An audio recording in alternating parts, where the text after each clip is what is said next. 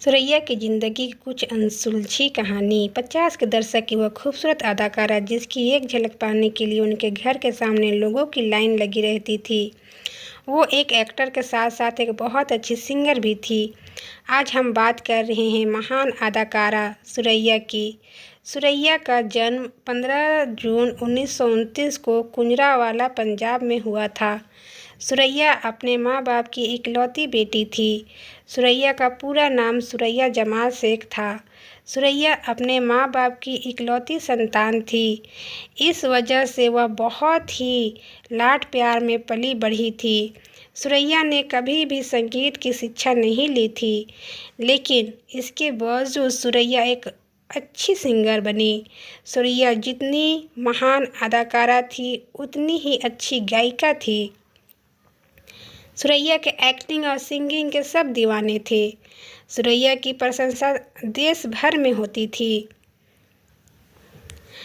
सुरैया का फिल्मों में आगाज़। सुरैया का फिल्मों में आना भी एक रोचक बात थी।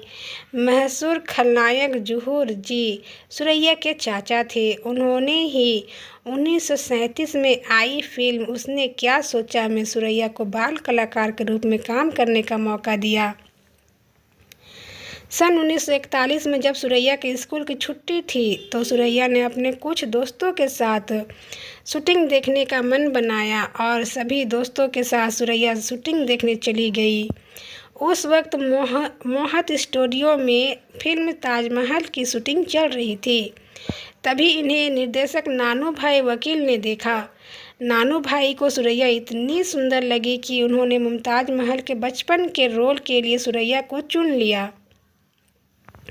सुरैया का गायन क्षेत्र में आने का किस्सा। संगीतकार नौशाद ने पहली बार ऑल इंडिया रेडियो में सुरैया की आवाज़ सुनी। सुरैया की आवाज़ नौशाद को बहुत पसंद आई तो नौशाद सुरैया को फिल्म शारदा में गाने का मौका दिया। सन 1947 में जब देश का बंटवारा हुआ उस वक्त नूरजहां और खुर्शीद बानो पाकिस्तान चली गई, परंतु सुरैया ने भारत को ही चुना और यही रही। देवानंद और सुरैया का अमर प्रेम। फिल्म विद्या में अभिनेता देवानंद साहब सुरैया के हीरो थे। उस वक्त सुरैया बड़ी स्टार थी। देवानंद उनके सामने जब डायलॉग बोलते तो भूल जाते, क्योंकि देवानंद को लग रहा था कि सुरैया इतनी बड़ी अभिनेत्री है और मैं अभी अभी आया हूँ, जिस वजह से उनके मन में घबराहट सी हो रही थी। देवानंद साहब सहमे सहमे से रहते थे। सुरैया को समझ आ गया कि देव आनंद नर्वस हो रहे हैं। सुरैया ने देवानंद से इतनी अच्छे से बात की कि देवानंद का सारा डर भाग गया और उन्होंने अच्छे से डायलॉग बोलना शुरू कर दिया। फिल्म विद्या के दौरान देवानंद और सुरैया में प्यार हो गया।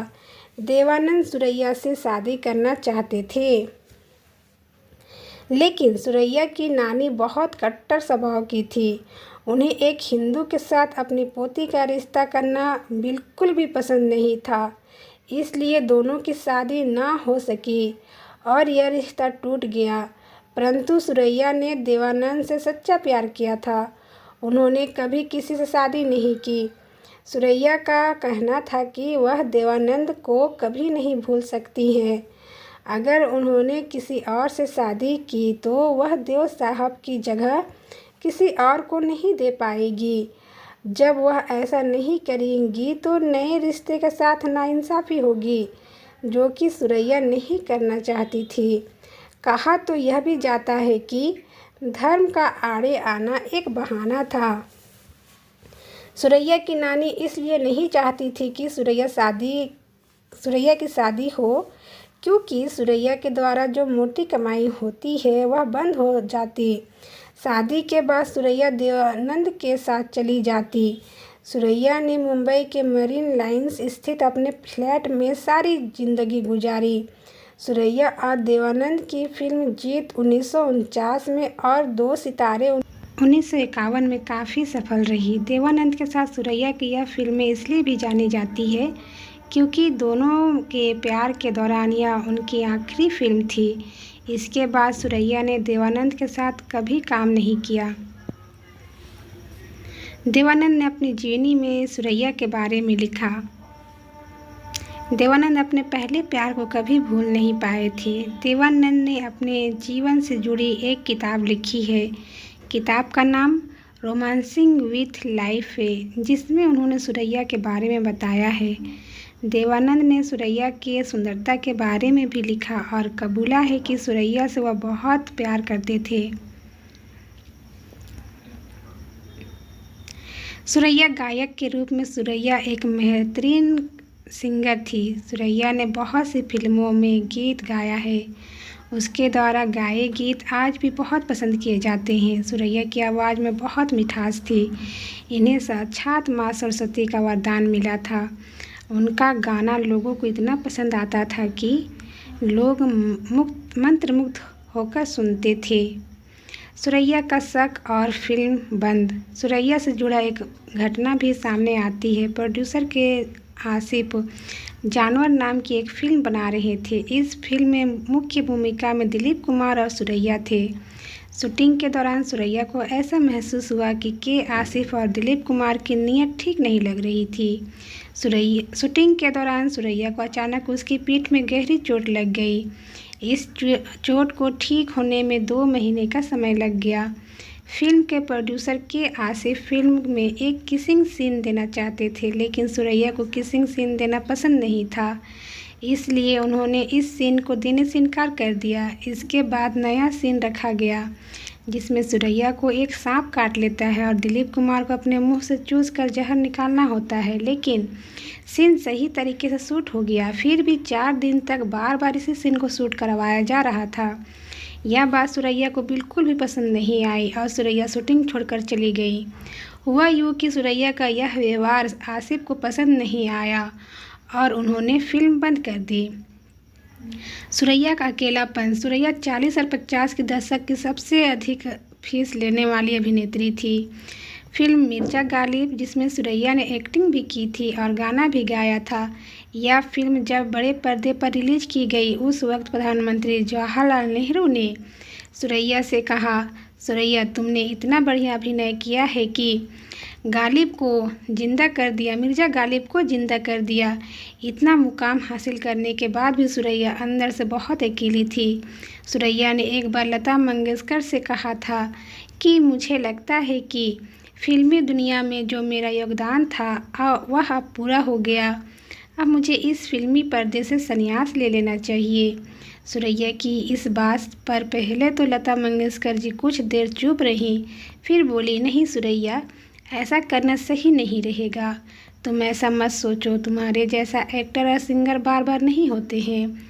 सुरैया के द्वारा दिए गए एक इंटरव्यू में सुरैया ने कहा, अब वह एक्टिंग इसलिए नहीं करना चाहती है क्योंकि वह लो ब्लड प्रेशर की मरीज है, लेकिन यह तो सब बहाना था।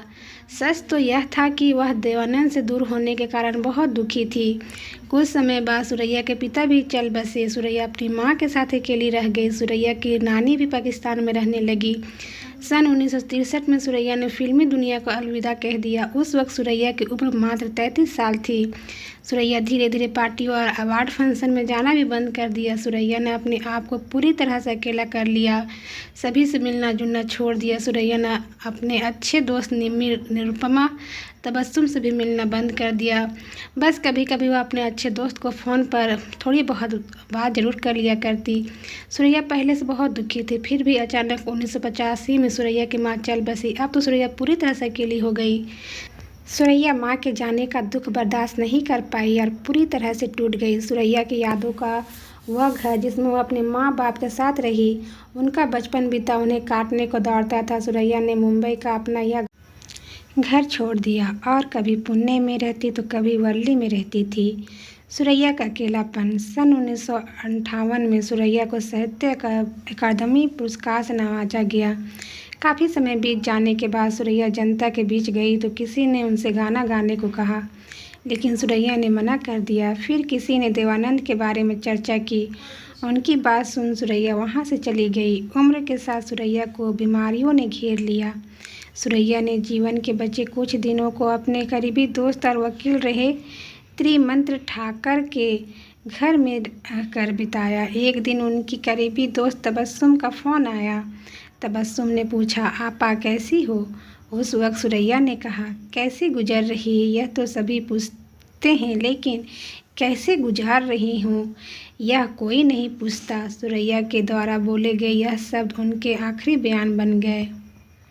आपको मेरा यह वीडियो कैसा लगा? अच्छा लगे तो लाइक करें, मेरे चैनल को सब्सक्राइब करें। देखने के लिए धन्यवाद, शुक्रिया।